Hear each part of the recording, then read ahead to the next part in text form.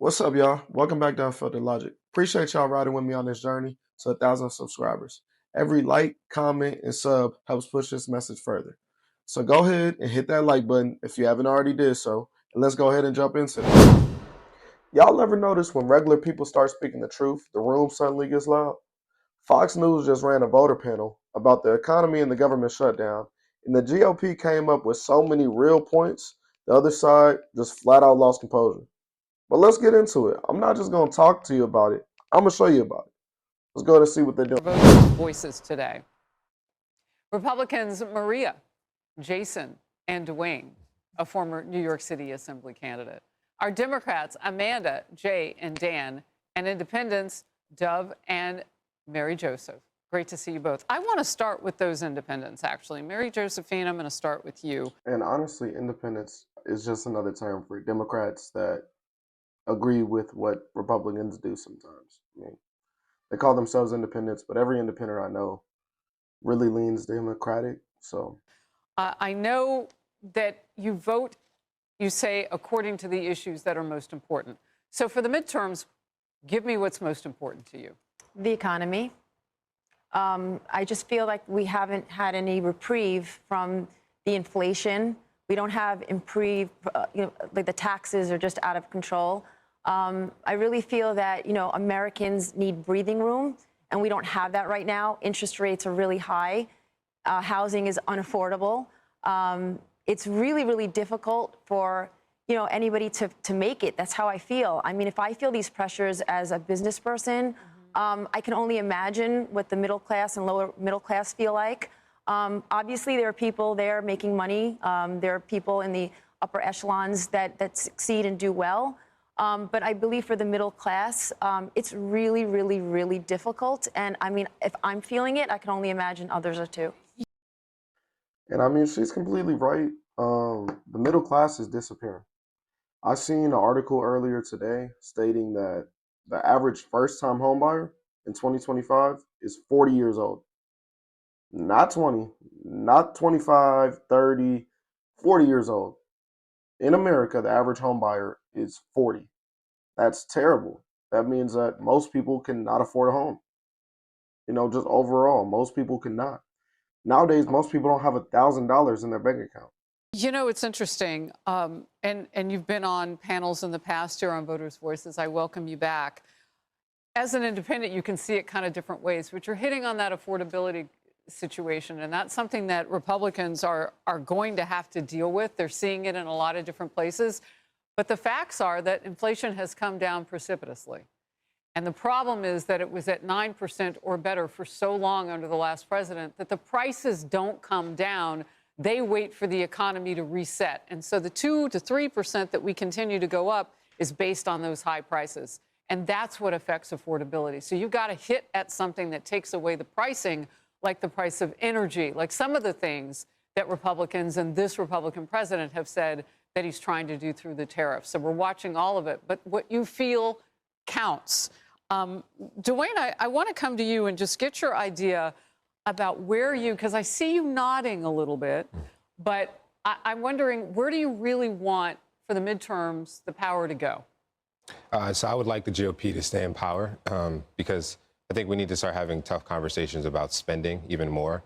I think when we look at the DOGE cuts, I think there's even more space within the federal government to downscale, because what we're seeing now, some of this in the small business area, taxes are insane. With inflation, that means the government's taking in more money, and where is it going? I also think that the GOP needs to give us a reason to be inspired. Let's talk about infrastructure. Let's talk about education. Things that really show the public that we're moving forward. We need bullet trains. We need to show the country that we can be modern and we can lead again. And I feel like right now our public discourse doesn't really reflect what we need to mobilize and feel together as a country. We need inspiration for this country. We need things that look better. We need to modernize it. Better public transportation. Our subway system is terrible. It's dirty. It's gross. Roaches, rats, too many people, just bad quality. We need some better public transportation. Bullet trains would be nice. We need better industrialization. Make everything look better. Build it all up. America looks run down. Honestly, it does not look like we're the leading country in the world. It just doesn't. If you go to other countries, Some of them just look way more beautiful, way more nice, way more quality looking. Obviously, we're the greatest nation ever. I love my country, but we just need to make it look better, honestly. So I think he hit the nail on the head with this one. I want to go to Amanda, a Democrat among us today. Talk to me about what you're hearing from an independent and a Republican now. Do you see any common ground? Sure, absolutely. I mean, the issues are always the same, right? I think what's really important and standing out for me right now is if we can take ourselves like a high level, like not say immigration, not say economy, not say all the hot talking points, and just ask ourselves, how are we treating our neighbors? Like, how are we treating one another? And is it okay that yesterday, on Saturday, 42 million of our neighbors no longer can feed themselves? Is it okay that our neighbors are getting taken off the streets by ICE? Is it okay that gender-affirming care is being taken from young people who really need it to survive? They needed to survive. I had to pause right there because that's an outrageous claim. Kids don't need, I mean, survival means food, shelter, safety, not medical treatments that permanently alter a kid before they even understand who they are. These kids aren't old enough to go on a field trip without a permission slip or get a beer, can't vote, you know what I mean? Why should these kids be able to decide and make a choice that will change their body and life forever? It just doesn't make sense. That's not protecting kids. That's adults projecting their ideology on them. What children really need are parents and mentors who give them room to grow, not pressure to comfort a trend. And definitely not a homosexual role model to raise these kids up and show them another side of things, Mr. Obama. So please, miss me with that, y'all. Is it okay that the Supreme Court has now justified racial profiling? That's not how I want to treat my neighbor. So I want to like take away the hot button labels and just kind of ask ourselves, how are we treating our neighbors and how will our policies and those who we vote affect that? Can we vote for people who will treat our neighbors the way that we want to be treated? That's my question. And for me right now, that's the Democratic Party. A show of hands, how many of you certainly see right now, and I saw it in the state of New Jersey, one of our biggest feeding programs, Table to Table, in that state is under pressure. And the timing is such that you've got a gubernatorial race going on. And I'm hearing, and I was at a town hall recently with Sean Hannity last week, I'm asking about the issues of feeding people. Right. And that's what it's going to take, too. It can't just be covering these races for all their numbers. Right. And so how do we justify that with a president who used feeding people as a bargaining point to get his... Is that what happened, though, yes. Maria? So I think we can all agree that the United States has always been a melting pot, and we want it to remain as so. But with immigration and feeding people, that still comes into question because we all work very hard. And coming from an immigrant family, my family had to do everything the correct way. However, I do think that it dials down to the process in which we're bringing people in. The border becomes a very hot topic with that, right? One end sees it as we want to keep people out. The other side wants to see it as we want to vet people and guide them to the right process. However, that process also sometimes does take such a long time in this country to become a citizen or to get your paperwork that's what circumvents our borders and forces people kind of to go the wrong way. And I mean, honestly, she's not wrong. It is a little difficult to get in to the country. And that is something that I think needs to change. I think they need to, not necessarily make the restrictions lighter, but maybe make the process a little bit quicker. I think they still need to learn how to speak English. They need to know a little bit of the basic history, things like that. And everything, that they typically would know, all the background checks, everything, make sure they're not a terrorist or a wanted fugitive or a criminal, rapist, serial killer. Make sure they're not any of those things, right? And then after you determine that and they're able to, do whatever they need, it should be 6 months, 6-month course. It should be a 6-month course. You get it over with, you're done, you're a citizen, but also there should be limitations on, hey, look, you can't come in here and just come in here, say you're a citizen, you're not providing, you're not doing anything. You should have to work, do certain things, provide in the community, be a part of the community. I think that if they implemented people into the community by having them do certain things like, I mean, not even necessarily like community service, but, going out and being part of the community, maybe donating, helping out at, I don't know, clothes drives or, homeless shelters, whatever the case. If you go out and help and you be a part of the community, help the community, I think that warrants helping you get into this community faster. If you're actually immersing yourself into it and actually wanting to help other people and be a part of it, I think you should be able to get in part of the community faster. But for right now, that's not the case. So we have to go by the rules that are here. We can't just say, hey, look, that's too hard. We're just going to cut this corner. That's not how things work. The law is the law. At the end of the day, you have to follow the law. And if you don't, there's consequences. You can't just break the law, come into our country, think that that's okay, and that nothing's going to happen. It's just, it's not how the world works. It's not how our country works. It worked that way. You guys thought that was okay. But that time is over, baby. That time is over. Y'all better do it the right way or don't do it at all. Just honestly. Okay, there's a lot to unpack there. I want to get back to my question because you kind of brought me back to it. Yeah. You mentioned neighbors. If there are illegals living among us, how many of you think that an illegal alien who came across our border and broke our first law, our sovereignty as a country, how do you see them as a neighbor? Are they? Well, I'm illegal here, right? Hold on, this land isn't mine. Hold on. You could tell she just can't wait to talk. Look at her. Anytime they ask a question, she's the first one to speak. Oh, like, ma'am, wait. Raise your hand. Raise your hand. We're actually doing a raise your hand question, y'all. Be quiet. She just can't wait. Show of hands. How many of you see that individual as a pure neighbor? I know. That's the majority. That's 5-3. So how do we cross this divide?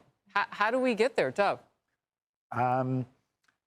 Honestly, I think it's hard. The rise of the partisan politics has really jeopardized what I view as one of the, the great features of American democracy, which is being able to work across the aisle. And I'm really looking for candidates who are able to do that, moderates, centrists, whether they're Republicans or Democrats, who are really able to work together in order to address issues like that. And in terms of your question on immigrants, I think a person is a person, regardless of what their legal status is, and their legal status can change. And I don't know or really care what their legal status is personally. I think if they're a person, they're my neighbor, and I'm going to treat them that way. I think that there's a difference between being kind, and to me, my faith is one thing is being nice to people from different lands, but they also have to be respectful of our laws. And everybody wants to come to the United States because we have a great economy, have a lot of opportunity, but there's a process to do that. My family has been here since at least the 1700s. There's no one that's gave us a free $1,400 debit card. No one gave us a free apartment. No one gave us anything free. We had to work for it. So there is a process. And if we respect all people, that means that the people that come here need to respect our laws. And that's all that we're saying. We allowed 20 million immigrants in here legally since 2000. How much is too much, and how much are we going to put the burden on the taxpayers because the money has to come from somewhere? Yeah. It's just common sense. And once again, man, Dwayne is on point. He's coming with facts, man. He's being real logical. Like you said, the money has to come from somewhere. Taxpayers are paying for that. We're getting held accountable for these illegal immigrants that are coming over. And I get it. We want to be nice. We want to care for other people. We want to be fair and friendly to everyone. But it's only fair and friendly if they're being fair as well, if they're doing what they're supposed to do on their end as well. If not, then it becomes a burden on us. And we have to cover all of their finances and, liabilities with our taxpayer dollars. And that's just not okay in any aspect. Maria, I see you nodding. Jason. Of course. Well, when it comes to illegal immigration, and we were talking about the shutdown previously, we have to point out that when we're talking about the bargaining chip, I don't think we can blame the president for that. I actually think we have to blame the Democrats for that. And this shutdown has not been popular, okay? This has been the Schumer shutdown, and they're playing politics with people's lives. Yes. And it's a terrible thing. It's a terrible thing, and none of us would defend that. Dan. I think it should really be referred to as the Republicant Party, because all they talk about is what they can't do. They can't reopen the government. They can't find a way to feed poor people. Wait a minute. You do understand they can't that find a way gave to a House passed, and you know one of the hardest places on the planet to get something passed is in the House, because there are so many more members, and many of them have races at different times, and I mean it can get complicated there. They passed a continuing resolution, much like the Democrats have done. And Republicans have voted to support those resolutions north of a dozen times with Chuck Schumer at the helm of Democrats. But that's not what the Democrats are willing to do this time around. But Republicans really, they control all three branches of government. They own the shutdown. There's no question about it. And as far as immigration goes, I have a friend who is in the process of legally becoming a U.S. citizen. He has filed the right paperwork. He has gone to all the appointments. He's done everything he has to do. He is so terrified of being picked up and thrown in detention by ICE that he is basically just going back to Brazil. I mean, honestly, then he probably should go back, man. Because if he's that worried about, getting sent back to Brazil, just go. You already been here for a while, been living off of us, doing what you want to do, not taking care of the responsibilities that you have to become an American citizen. I don't think that these people were taking years and years and years because they're being proactive about it. I think they're taking years and years and years because they're putting it on the back burner. That is not where we should be. And this plays into the affordability crisis. This city and all cities and all parts of the American economy run on the kinds of typically cheaper labor that immigrants provide to us. The prices of everything go up when the labor prices go up. And we are removing a really important part of the pathway to becoming part of this country when we terrify communities of immigrants. We should be doing it. What's so interesting about this gathering today, we have really, really diverse thought on this panel today. We're blessed with that. We've got some independents. We don't know which way you guys are going to go on which issue. But I want to make sure that we're sticking with the facts here. This is in Democrats' hands. And we don't have the ability to have the facts driven by our freedoms. I mean, by our feelings, forgive me, by our feelings. And so if Democrats step in and give this, they still have a little bit of time before that original document even runs out. I mean, you think people are hurting now. Let it go till Christmas. Like, it's time for them to step up. And if you want to see them be those adults in the room, maybe they could choose now. But if they step up, then we lose health care. And that's a death-dealing policy. You're not going to lose health care. Health care was going up on its own. For millions of people, we will. So first and foremost, I do not think that that is a genuine argument, simply because their argument is that they want to pass a clean budget reconciliation bill. The last time that happened was in 2012. Yo, y'all see this man bumping his head and bobbing his head in the back? Why are Democratic men, or independent men, I guess he says he's an independent, but he seems pretty Democratic to me, pretty liberal. Why are they so sassy, man? Everybody on here has been sassy. I don't know any real masculine Democratic guys. Are they all just, slightly, never mind. That's not a real thing that happens. This is a body that's designed for compromise. As someone who worked on the Hill, we have to be communicating. You don't just get to say, I passed this bill and we're going to go into recess and never come back. Let me ask you this. Because we want to fight this argument. So Democrats. Exactly, man. People aren't begging for miracles. They just want leadership again, man. That's all. Just a little bit of leadership that gives the right direction instead of excuses. Say what you want about Trump, man. He's leading. He's making decisions. And he's standing by all of his decisions that he makes. He didn't hide behind the press statement, and he didn't hide behind somebody in the Senate or anything like that. Democrats now have done what you said, okay? And they came to the table, they said, look, we want to talk about health care. And one of the sticking points in there are the millions of dollars that we know go to those illegal aliens. And look, Dan, you bring up that some of them are here and they're waiting for their paperwork. Well, how long have they been here? And that's what the government, but let me ask you. So if that's part of the mix, and you've got Republicans to agree to get to that issue right away, why not open the government now and get the foot off the necks of people who are hungry? 42 million of them. Can you defend starving people out? And by the way, it'll take at least Watching that panel, one thing stood out. One side's focused on emotion, and the other side is focused on evidence. And every time the truth shows up, the volume on the other side goes through the roof.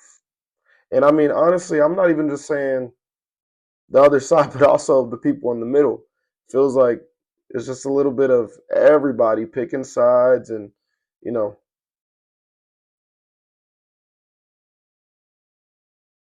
I appreciate all y'all for rocking with me today.